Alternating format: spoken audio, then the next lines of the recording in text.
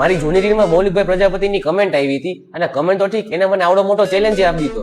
હમણાં થોડાક ટાઈમથી મને બહુ મોટા મોટા ક્રિએટર ચેલેન્જ આપે અને હું પૂરાય કરું અને મારા આટલું બહુ સારી વાત કહેવાય. તો મૌલિકભાઈ કીધું કે બધેથી પહેલા તમે કાતર મારો. વાંધો ને, આપણે બધેથી પહેલા કાતર મારી દઈએ.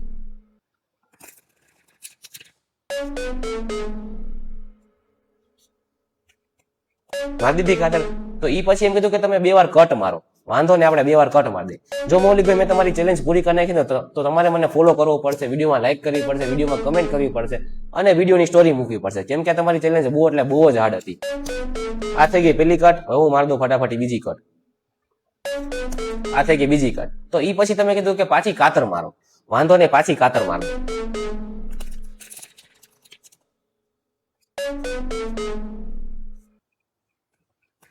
આ થઈ ગઈ બીજી કાતર. ઈ પછી તમે કીધું કે પાછી 2 વાર કટ મારો. વાંધો ને, પાછું 2 વાર કટ આપ દઉં. આ પેલી કટ.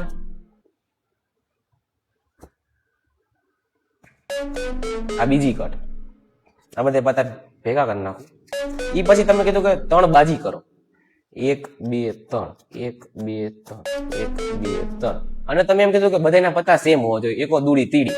તો આપણે જોઈએ તો આને છે એકો દૂડી તીડી, આને છે એકો દૂડી તીડી, આને છે એકો દૂડી તીડી. એ કેમ?